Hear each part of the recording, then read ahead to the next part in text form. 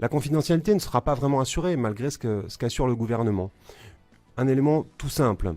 Un salarié qui aurait 2 ou 3 appartements, qui louerait par ailleurs et qui lui amènerait des revenus supplémentaires, se verrait attribuer un taux plus élevé que le même salarié avec le même salaire qui n'aurait aucun revenu. Donc l'employeur sera en mesure de connaître les revenus annexes, ou en tout cas savoir que le salarié a des revenus annexes, et donc par exemple décider de qui il va augmenter en fonction de ses revenus.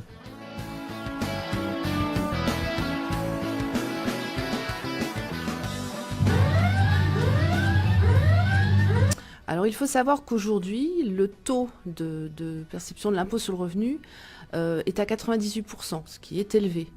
Ce qui risque de se passer, c'est que comme pour la TVA, certains organismes tiers, donc les entreprises, fassent en quelque sorte de la trésorerie avec cet impôt sur le revenu. Donc sincèrement non, ça ne fera pas rentrer plus facilement l'argent.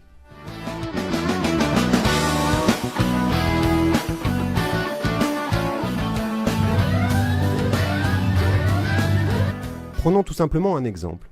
Un salarié embauché pour un CDD de 3 mois. Il touche 2 000 € par mois, donc il va payer 150 € au titre de l'impôt sur le revenu. Seulement s'il ne retrouve pas d'emploi, il ne touche pas de chômage, et donc les 450 € qu'il aura payés en début d'année devront lui être reversés l'année suivante. En réalité, il aura payé de l'impôt alors qu'il n'en devait pas du tout.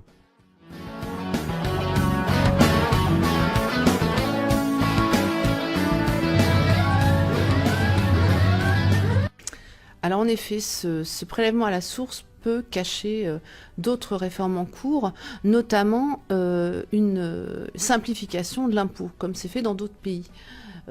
Cette simplification, ce serait un impôt unique, ce qui est contraire à ce qu'on demande, c'est-à-dire ce qui est contraire à la progressivité de l'impôt, puisque quelqu'un qui avant payait 30%, serait par exemple à 15 et quelqu'un qui payait 0 serait aussi à 15%.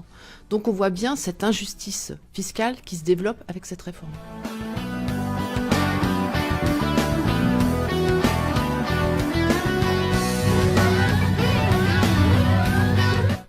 Alors on pourrait le penser, tout le monde en parle, mais pas du tout.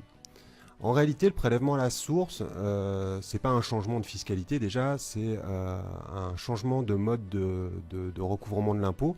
C'est-à-dire que les gens, au lieu de payer eux leur impôt, l'impôt va être prélevé sur leur salaire. Mais ça ne change en rien le fait qu'ils auront besoin de faire une déclaration d'impôt 1 an après. Donc en réalité, la retenue à la source n'est absolument pas plus simple. Tout ce qui existe aujourd'hui dans le système restera tel qu'il était avant.